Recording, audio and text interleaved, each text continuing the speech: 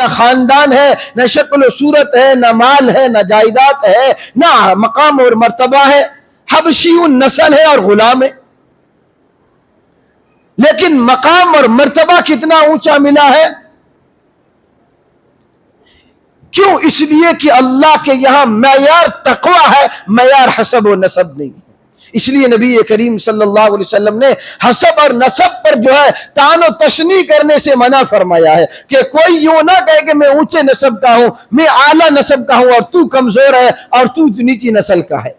یہ سب اللہ تعالی کے رسول علیہ السلام نے آپ نے حجۃ الوداع کے موقع پر جو الوداعی خطبہ ارشاد فرمایا، اس میں اللہ کے رسول صلی اللہ علیہ وسلم نے یہ بھی فرمایا کہ آج کے بعد حسب و نسب اور جو ہے یہ ذاتی اونچ نیچ، یہ جتنی بھی لوگوں میں مشہور ہے، میں ان تمام کو ختم کرتا ہوں۔ اللہ کے یہاں معیار اگر کوئی چیز ہے تو تقوی ہے۔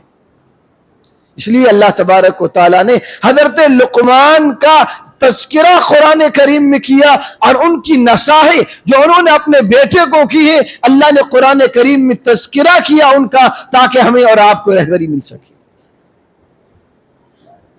تو اللہ کے یہاں معیار جو ہے وہ تقوی ہے۔ لقمان حکیم کے بارے میں آتا کہ وہ بھی ایک وقت تھا کہ وہ غلام تھے، بکریاں چرایا کرتے تھے، لیکن اللہ تبارک و تعالیٰ نے مقام ولایت عطا فرمایا، جو ہے اللہ نے ان کو علم عطا فرمایا۔ ایک وقت آیا کہ وہ لوگوں کو درس دیتے تھے۔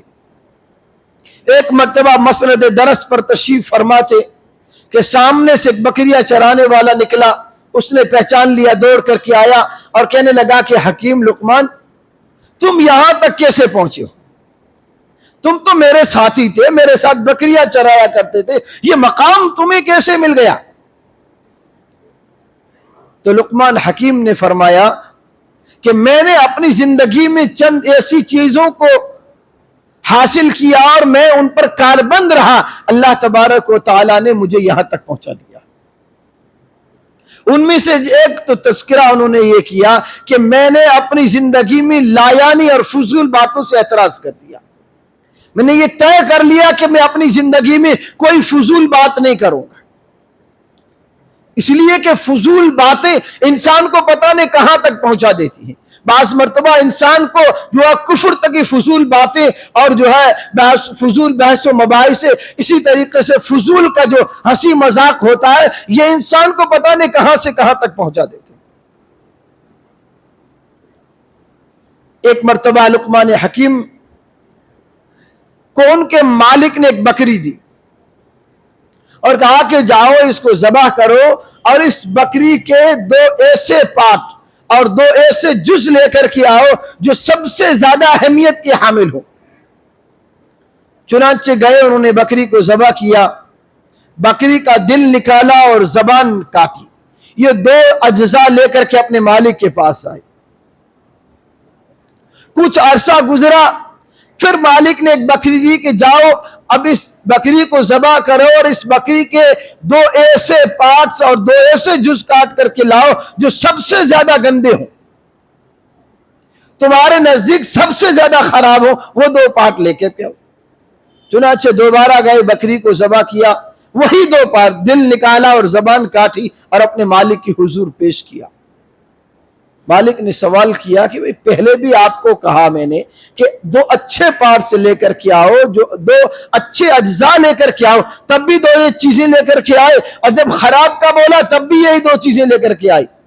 تو اس وقت لقمان حکیم نے کہا اپنے آقا کو کہ یہی 2 پارٹس ہیں اور یہی وہ اجزاء ہیں، اگر انسان میں اور جو ہے یہ 2 اجزاء یعنی زبان اور دل اگر سنور جاتے ہیں تو اس سے بہتر باڈی میں کوئی اجزاء نہیں ہے، اگر 2 جز خراب ہو جاتے ہیں تو پھر باڈی میں اس سے بدترین جز اور کوئی نہیں ہو سکتے۔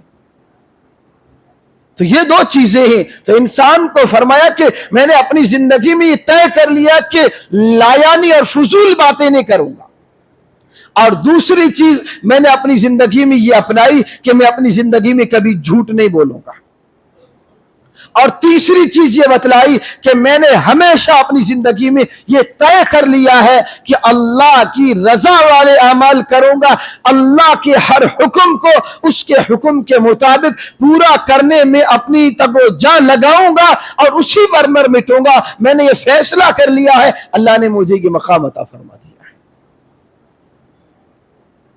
اس لیے علماء نے لکھا ہے کہ نبی تو کوئی نہیں بن سکتا، نبوت کا دروازہ تو ختم ہو چکا ہے۔ نبی کریم صلی اللہ علیہ وسلم کو اللہ نے آخری نبی بنا کر اس دنیا میں بھیجا۔ آپ کے بعد قیامت تک کوئی نبی بحیثیت نبی نہیں آئے گا۔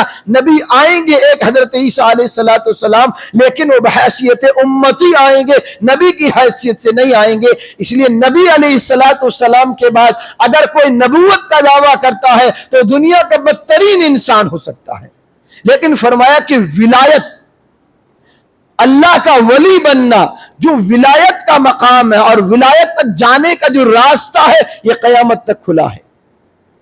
انسان ولی بن سکتا ہے، ایسا نہیں کہ شیخ عبد القادر جیلانی رحمت اللہ علیہ کے بعد کوئی ولی نہیں بن سکتا، خواجہ معین الدین چشتی کے بعد کوئی